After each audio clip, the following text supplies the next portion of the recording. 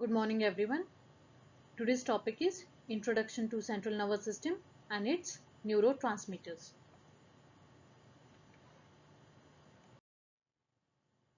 Topics covered under Central Nervous System will be sedative hypnotics, pre-anesthetic medication, general anesthesia, opioid analgesics, anti-Parkinsonism agents, anti-epileptics, and under psychopharmacology there will be antipsychotics, antidepressants and anti-maniac drugs. These topics will be covered in further lectures. Now let's begin. The functional classification of central nervous system signaling molecules. The key targets for the drugs are neurotransmitters, neurohormones, neuromodulators and neuromediators. Now let's see what are neurotransmitters. So what is a neurotransmitter? It is a substance produced in the neuron, contained and secreted by that neuron to transmit the information to postsynaptic target. Now coming to neurohormone, it is defined as a substance originating in neurons or neurosecretory cells receiving synaptic information from other central neurons yet secreting transmitters in the hormone like fashion into the circulation. However, some of the neurons may also form traditional synapses within central neurons. The examples of neurohormones are oxytocin and vasopressin. Now coming to neuromodulator, it is a substance originating from neurons or other cellular and non-synaptic sites yet influences the excitability of nerve cells. Now coming to the last one, that is neuromediator. It is a substance that participate in the elicitation of the presynaptic or postsynaptic response to a transmitter or in the generation of a synaptic potentials and release of transmitter. Examples are secondary messages like CMP, CGMP and phosphoinositides. So please remember these terms: neurotransmitter, neuromediator, neurohormone and neuromodulators.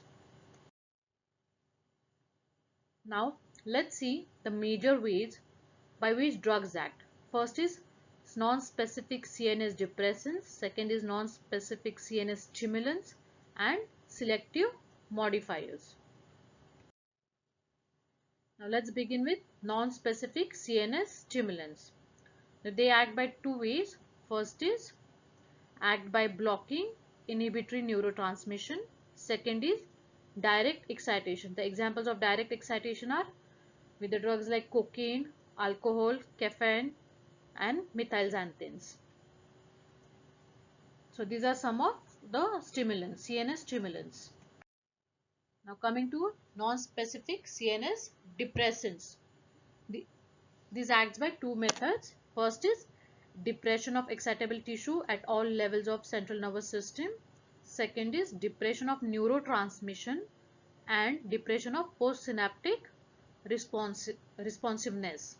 Examples are anesthetic agents, alcohols, sedative hypnotic drugs. Now let's see the levels of central nervous system depression.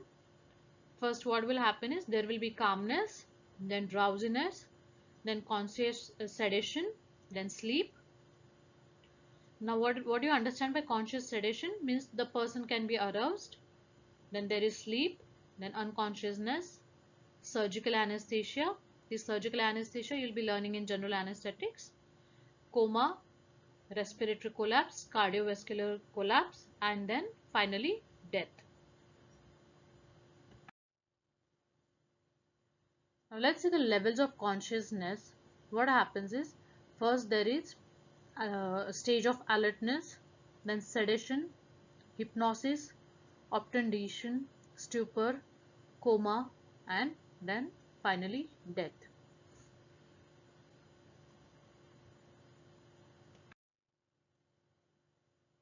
Now as we've discussed what are neurotransmitters, now let's have a look at key neurotransmitters. There are 5 groups. One is amines, amino acids, peptides, purines and gases. So in amines First is dopamine, norepinephrine, epinephrine, serotonin, and acetylcholine and histamine. In gases, there is nitric oxide. In purines, it is ATP and adenosine. In amino acids, there is glutamate, glycine, GABA.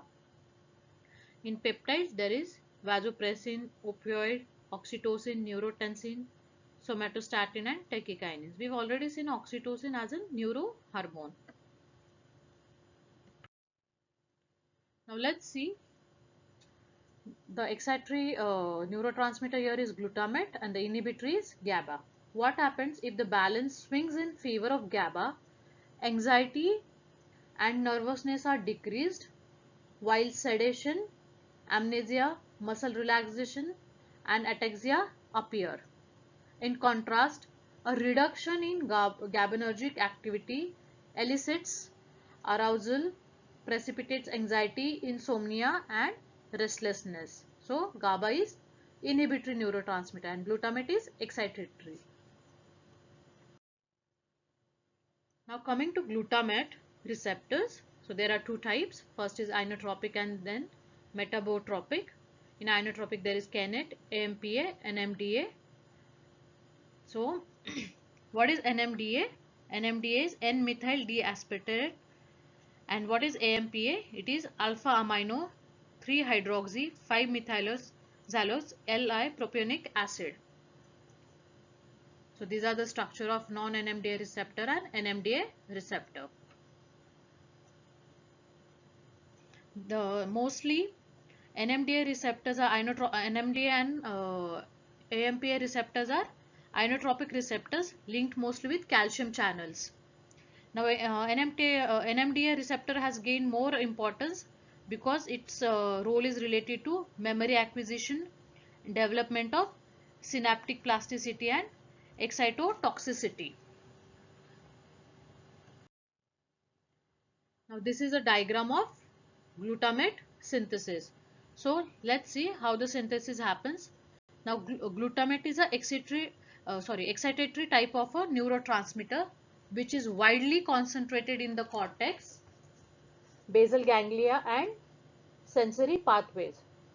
Glutamate is synthesized in the nerve terminal from two sources. First is from glucose via Krebs cycle and transamination of oxoglutarate, and second is from glutamine that is synthesized in glial cells. It is stored in the synaptic vesicles and released by the calcium dependent exocytosis. After its release and action, it is recaptured from the synaptic cleft, as you can see in the diagram, by the neuronal type of glutamate transporters, that is GTN, into the neuron, and by glial type of transporters, that is GTG, into glial cells. Glial glutamate is then converted to glutamine by the enzyme glutamate synthetase, as you can see in the diagram C. Glutamate also plays an important role in detoxification of ammonia in brain after being a neurotransmitter. Now this is a diagram of, now coming to GABAergic synapse. This is a diagram of how a GABA is secreted. So what is GABA? It is gamma aminobutyric acid. It is, as we have discussed in earlier slides, it is inhibitory neurotransmitter. So now let's see the how it is synthesized. GABA is primarily synthesized by glutamate by the enzyme L-glutamic acid I-decarboxylase, which is GAD. It's metabolized by GABA transaminase to GABA succinic semialdehyde and succinic acid. Glutamate needed for GABA is formed mainly from the tricarboxylic acid cycle product, which is alpha oxoglutarate by action of GABA T. Now GABA is postsynaptically and directly linked with chloride ion channels, which causes hyperpolarization and reduction in membrane excitability, as it is an inhibitory. Now let's discuss all these things in detail in the next slide. Now coming to this diagram, as you've seen, GABA is dependent on chloride. It is directly linked with the chloride ion channels. Now here you can see the benzodiazepine site, binding site. At the benzodiazepine binding site, the antagonist here is flumazenil and the inverse agonist is carbolins. At the GABA binding site, there is mucinol is an agonist at GABA receptors, while the convergent biculin is an antagonist. Now you can see the barbiturate binding site. The barbiturates acts by increasing the duration of chloride ion channel and not by increasing the frequency. It increases the duration of chloride ion channels. And you can see picrotoxin, which is a convergent. It is an antagonist or a chloride ion channel blocker.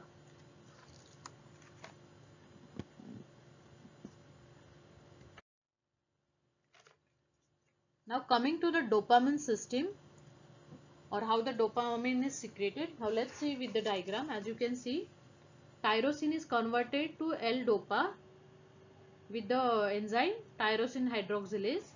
Then L-dopa is converted to dopamine with the help of enzyme dopa decarboxylase.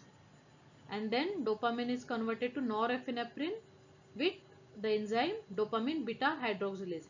And then norepinephrine is converted to epinephrine with phenyl it is converted to epinephrine with the phenylethyl and methyl transferase. So this is how a dopamine is secreted. Now there are four major pathways in the dopaminergic system in the brain. The first is nigrostriatal pathway, second is the mesolimbic pathway, third is the mesocortical pathway, and fourth is the tuberoinfundibular pathway. Now as we've discussed earlier with the synthesis of dopamine, again here how the catecholamines like norepinephrine, epinephrine are secreted from dopamine with the help of enzyme dopamine beta hydroxylase. It is converted to norepinephrine, and from norepinephrine by phenylthalamine and methyl transferase, it is converted to epinephrine. This is how the catecholamines are secreted. Now let's see the synaptic diagram of the dopamine. Now you see we've already discussed how from tyrosine to it is converted to L-dopa, and from L-dopa to dopamine, and then the dopamine is released into the synaptic cleft where the dopamine receptors are present, and you can see the attachment of the dopamine receptors. Now dopamine has at least 5 subtypes of receptors. First is D1, D2, D3, D4 and D5. Now here D1 and D5 belong to one group, D2, D3 and D4 belong to other group. Now what happens with D1 and D5? It stimulates the release of CAMP by activation of adenyl cyclase and also stimulate phosphatidyl inositol, that is PIP2 hydrolysis. What happens with D2, D3, D4? It inhibits CMP release, block calcium channel and open potassium channels. It is also involved in voluntary movement, control of behavior and prolactin release.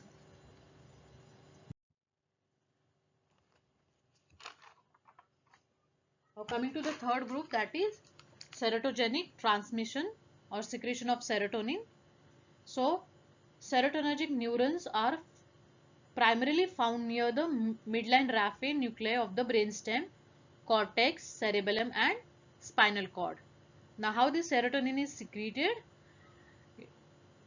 It is secreted from tryptophan with the help of enzyme tryptophan hydroxylase to 5-hydroxytryptophan. Now where is this tryptophan obtained? This is obtained from the diet. Then from 5-hydroxytryptophan with the help of aromatic L-amino acid decarboxylate, it is converted to 5-hydroxytryptamine, that is 5-HT or serotonin. Now this 5-HT is converted to 5-hydroxyindole acetaldehyde with the help of enzyme monoamine oxidase. Now this 5-hydroxyindole acetaldehyde is converted to 5-hydroxyindole acetic acid with the help of enzyme aldehyde dehydrogenase. So this is how the serotonin transmission happens. Now the serotonin it is thought to modulate sensory pathways, nociception and hemostasis. It also plays a role in schizophrenia, uh, temperature regulation and eating disorders. Now 5-HT is also synthesized, it being a neurotransmitter and synthesized from tryptophan with the help of enzyme tryptophan hydroxylase to serotonin. It is also synthesized in pineal gland where it also serves as a precursor for synthesis of melatonin. So as we've already seen, it plays a role in temperature regulation and eating disorders, and it also serves as a precursor for synthesis of melatonin.